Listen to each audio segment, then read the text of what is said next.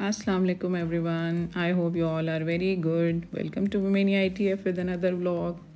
जैसे जैसे ईद करीब आ रही है, सहरी बनाते बनाते यही सोच रही होती हूँ कि सुबह उठकर आज कौन कौन से काम निपटाने हैं, किसकी शॉपिंग हो गई और किसकी रह गई, ईद की सफाई के लिए आज हाउस हेल्प को कौन सा काम देना है, इफ्तार menu and so on. Liberty से आज बेटी की और अपनी ईद की शॉपिंग करनी है, बट पहले अपनी बड़ी पुप्पो की तरफ इफ्तारी के लिए जाना है। कल बच्चों की बड़ी बुआ की तरफ इफ्तारी थी, आज मेरी बड़ी बुआ की तरफ इफ्तारी है। पता नहीं कौन लोग होते हैं जो पुप्पो के रिश्ते पर मीम्स बनाते हैं और इतना गलत पोर्ट्रे करते हैं, बट मेरा एक्सपीरियंस बिल्कुल ऑपोजिट है। मेरी पुप्पो इतना प्यार करने वाली, I just have no words to say. तो आज मैं आपके साथ एक हेल्दी सहरी ऑप्शन जो है वो शेयर करने वाली हूँ। इस नाश्ते ने मेरे वेट लॉस में बहुत हेल्प आउट किया। मल्टीग्रेन ब्रेड का ये 2 अंडों का full of veggies pizza come sandwich बहुत टेस्टी होता है और मज़ा आ जाता है इसको खाने का। तो इसमें मैंने लॉट ऑफ वेजीज़ काटी, बिल्कुल साबुत और बड़ी, और इसमें कलौंजी डाली और आप देख सकते हैं इसको मैंने फ्राइंग पैन में डाल के ऊपर से इसको ढक दिया और स्टीम दे दी और बिल्कुल ये पिज़्ज़ा की तरह तैयार होता है, जस्ट लाइक दिस। तो ऐसे फिर मैंने इसको मल्टीग्रेन ब्रेड के स्लाइसेस के अंदर रख कर थोड़ा सा मेयो लगा कर उसको ग्रिल कर लिया और साथ जनाब ये मेरी मसाला चाय का कप, मज़ा आ गया सुपर से भी ऊपर। तो 25वें पारे की तलावत के बाद थोड़ी सी इबादत की क्योंकि आज ताक रात थी। तो उसके बाद फिर मैं लेट गई क्योंकि अगला दिन फिर से मेरे प्रोग्राम के मुताबिक थोड़ा हेक्टिक होने वाला था। सुबह जल्दी काम शुरू कर दिया किचन में क्योंकि आज बेटी ने भी साथ जाना था और हाउस हेल्प थी, सिर्फ वो कोई इतना कुकिंग का नहीं कर सकती।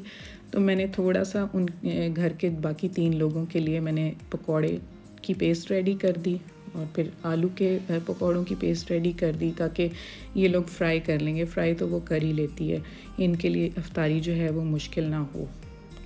तो इनके लिए थोड़ा सा ये मैंने तैयारी कर दी इफ्तारी की और उसके बाद मैं अपनी तैयारी की। ये मैंने सफ़ायर का जोड़ा निकाला, ये मैं आपके साथ इसकी अनबॉक्सिंग शेयर कर चुकी हुई हूँ। बहुत ही अच्छा डिसेंट से कलर है क्योंकि मैंने साथ शॉपिंग पे भी जाना है, आपको पता है गर्मी शुरू हुई हुई है। तो मैं ये निकली पहले अफ्तारी पर, बेटी को ड्रॉप किया उसकी बड़ी बुआ की तरफ और ये अल्हम्दुलिल्लाह अपनी बुआ की तरफ अफ्तारी। ये मेरी प्लेट, ये बीट रूट का जूस मैं अपने साथ ले गई थी और माशाल्लाह से पुप्पो के घर कोई साल नहीं गया मेरी शादी के बाद जब मेरे घर ईदी ना पहुंची हो। ये मेरी ईदी, 2 पुप्पो लाहौर और 2 आउट ऑफ सिटी, वो भी जब भी जाऊं तो पलकों पर बिठा लेती हैं। ये खून के रिश्ते बहुत ही प्यारे और कीमती होते हैं, इन्हें संभाल कर रखिए। ये मेरी दोनों प्यारी पुप्पो जिनके लिए मैं जोड़े लेकर गई लॉन के और वो बहुत खुश हुई। मेरी कोशिश होती है दादी जान के बाद कि मैं बड़ी पुप्पो के लिए सूट ज़रूर लेकर जाऊँ। तो यहाँ से फारिग होने के बाद बेटी को पिक किया उसकी पुप्पो की तरफ से क्योंकि उसकी कज़न ने उसके साथ जाना था, दोनों ने मिल के शॉपिंग करनी थी। तो यहाँ पहुँची। लिबर्टी पार्किंग बहुत बहुत मुश्किल से मिली, एक बच्चे ने हेल्प की, उसको फिर मैंने थोड़ा सा एंटरटेन किया, कुछ पैसे दिए और उसने मुझे अच्छी जगह ले दी पार्किंग में, अदरवाइज़ तो बहुत मुश्किल था जितना रश था। तो ये है पैसेज, मेन पैसेज लिबर्टी का, और यहाँ ये फूड स्ट्रीट है लिबर्टी की। यहाँ मैं पहुँच गई फूड स्ट्रीट में। यहाँ पे ईद के दौरान ये स्टॉल्स लगे हुए हैं खुसों के, दुपट्टों के और ready to wear 2 piece suits के। रूटीन में तो नहीं होते लेकिन ईद की वजह से फूड स्ट्रीट में भी लोगों ने यहाँ स्टॉल लगाए हुए हैं और शॉपिंग को आसान बनाया। इससे आगे जाएं तो लिबर्टी की बैक साइड बाबर प्लाज़ा वाली दुपट्टा गली शुरू हो जाती है।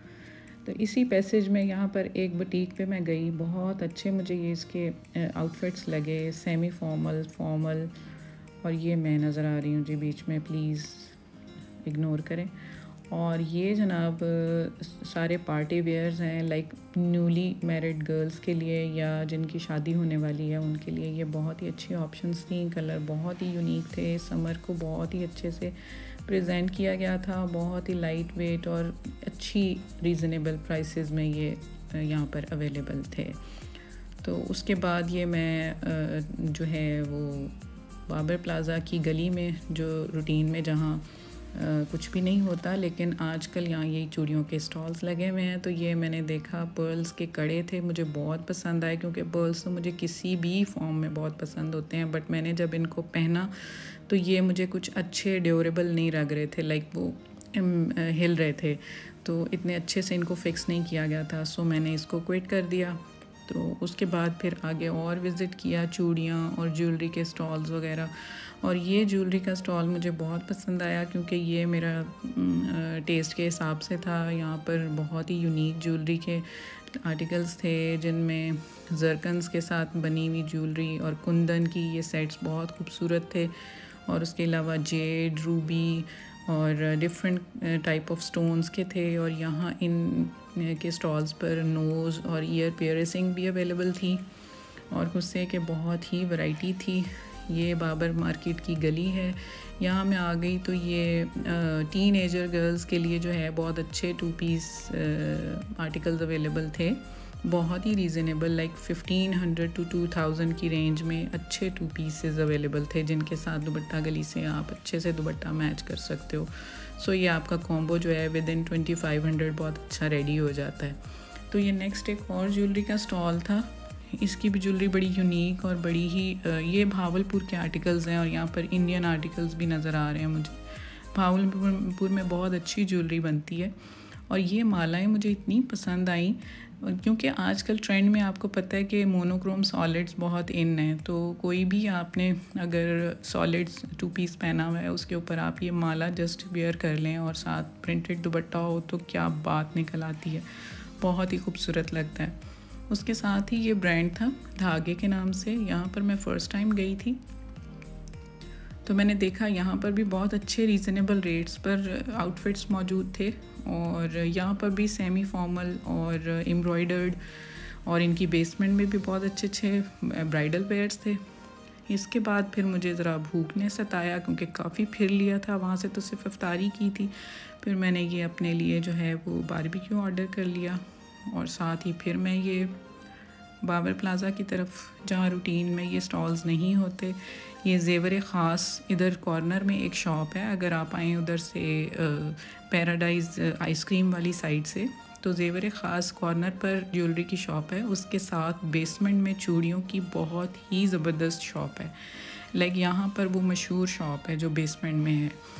तो मैं वहाँ गई क्योंकि मुझे चूड़ियाँ जो है वो पसंद करनी थी अपने आउटफिट के लिए। वैसे मैंने अभी लिया तो नहीं है लेकिन यहाँ पर इतनी वैरायटी होती है कि पहले मैं चूड़ियाँ देखने चली गई और क्या बताऊँ आपको कि एक पकड़ रही थी एक छोड़ रही थी, समझ नहीं आ रही थी कौन सी लूँ कौन सी नहीं, क्योंकि रूटीन में तो चूड़ियाँ पहनी नहीं जाती, स्पेशली ईद के लिए ली जाती हैं। तो मैंने अब एक अंदाज़न जो मुझे बहुत अच्छे कलर्स लगे ये 2 मैंने ले लिए। ये चूड़ियाँ वैसे मैंने आपको दिखा दी हैं, बाकी शॉपिंग मैंने आपको नहीं दिखानी, सॉरी, वो मैं बाद में रिवील करूँगी आपको ईद के किसी ब्लॉग में। तो फिर उसके बाद ये यहाँ की सबसे मशहूर जो शॉप नहीं आप कह सकते, ये ब्रांड है केसरिया। केसरिया भी मेरी एक वीकनेसेस में ही आता है। मैं यहाँ आ गई तो यहाँ 10% डिस्काउंट की ऑप्शन चल रही थी ईद के हिसाब से। फिर मैंने यहाँ से मुझे 3-4 जो है वो जोड़े अपने लिए पसंद आए। एक मैंने सेमी फॉर्मल लिया ईद के दिन के लिए और 3 मैंने जो है वो रूटीन में पहनने के लिए कैजुअल वेयर्स उठाए।